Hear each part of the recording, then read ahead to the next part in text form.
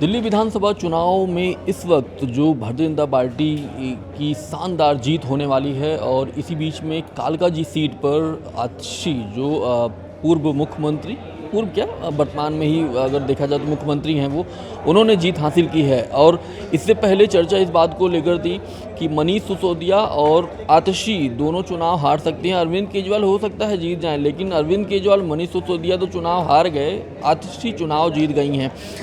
दूसरा चुनाव था उनका, इससे पहले 2020 में वो उन्होंने जीत हासिल की थी। उससे पहले वो मनीष सिसोदिया की असिस्टेंट थी। शिक्षा विभाग में जो सारा काम मनीष सिसोदिया ने कराया था उसका सारा श्रेय अगर मनीष सिसोदिया के जाता है तो उसका आधा श्रेय तो आतिशी को जाता ही है, क्योंकि उन्हीं के देखरेख में सारी चीज़ें हुई थी। इस पूरे जीत को, आतिशी की जीत को आप कैसे देख रहे हैं? देखिए, मुझे लगता है कि जिस प्रकार से आम आदमी पार्टी के तमाम दिग्गज नेता हारे हैं, तो एक सांत्वना जीत हम आतिशी की कह सकते हैं, क्योंकि मार्जिन बहुत लंबा नहीं रहा और एक समय तो लग रहा था कि रमेश बिधूड़ी से शायद वो चुनाव हार जाएंगे। तो मुझे लगता है रमेश बिधूड़ी की हार में जो उन्होंने कुछ एक बयान जो दिए थे,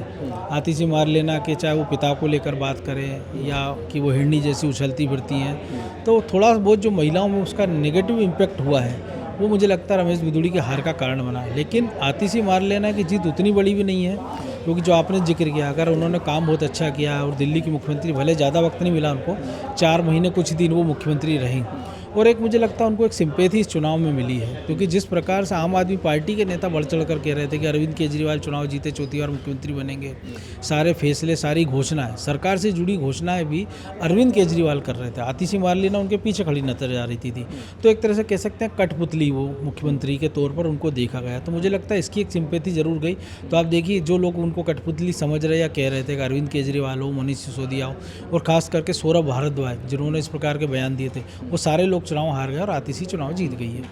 अलका लांबा उस सीट पर उम्मीदवार थी, कांग्रेस की महिला विंग है, उनकी राष्ट्रीय अध्यक्ष हैं। शुरुआत में जब पहली लिस्ट आई थी तो चर्चा ये थी कि उनको उम्मीदवार बनाया जाएगा, लेकिन वो बनी नहीं,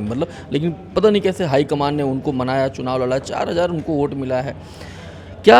आपको लगता है कि ये सब सारे फैक्टर थे, इसीलिए उन जीत को लेकर आतिशी खुद और तमाम जो विश्लेषक थे वो दिख नहीं रहे थे आतिशी चुनाव जीत जाएंगी? देखिए, निश्चित तौर पर जो सुबह से जिस प्रकार के आंकड़े आ रहे थे और जो बाकी हमने रिजल्ट देखा है, तो जहाँ तक अलका लांबा की बात है, एक अधूरे मन से चुनाव लड़ी। वो पहले कांग्रेस की बड़ी नेता रही हैं, वो आम आदमी पार्टी में गई, वहाँ विधायक रहीं, फिर उनका मुंह भंग हुआ,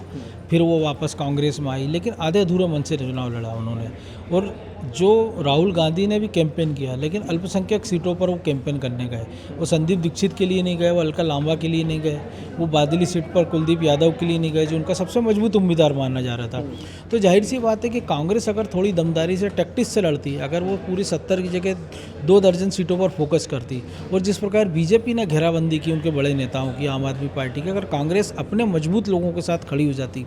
और ऐसी सीटों पर फोकस करती जो वो जीत सकते हैं या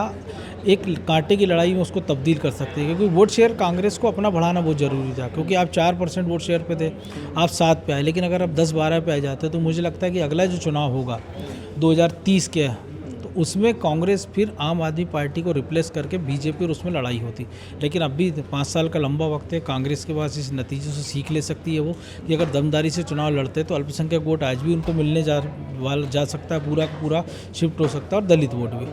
पहले रमेश वधूड़ी का टिकट कटा लोकसभा चुनाव में, इस बार उनको दिया गया, हार गए, अब उनका राजनीतिक भविष्य क्या होने वाला है? देखिए, निश्चित तौर पर एक बड़े नेता हैं, वो गुजर नेता हैं, और भले उनका टिकट काट दिया गया था, लेकिन पार्टी ने, आप देखिए, जो मुख्यमंत्री के खिलाफ उनको टिकट दिया था, और वो जो हार है वो कोई इतनी बड़ी हार नहीं है। तो मुझे लगता है क्योंकि जिस प्रकार से गुजरों का समर्थन बीजेपी को मिला है, खासतौर से जाट और गुजर, क्योंकि अरविंद केजरीवाल ने जाट कार्ड खेलने का प्रयास किया था, आरक्षण का मुद्दा उठाया था, लेकिन जो हरियाणा से लगे जाट बहुल इलाके, वहाँ बीजेपी को अच्छी जीत मिली है, जो गुजर बहुल इलाके वहाँ बीजेपी को अच्छी सीट मिली है। तो बीजेपी निश्चित तौर पर विधूड़ी का कोई ना कोई उपयोग या तो केंद्र की राजनीति में करेगी या राज्य की राजनीति में, लेकिन बीजेपी अपने उतने बड़े नेता को एकदम से खारिज नहीं करने वाली है। तो इस बातचीत को हम लोग यहीं पे ख़त्म करेंगे। मेरा नाम शैलेंद्र है, आप देख रहे थे अनादि टीवी डिजिटल। बहुत बहुत शुक्रिया, धन्यवाद।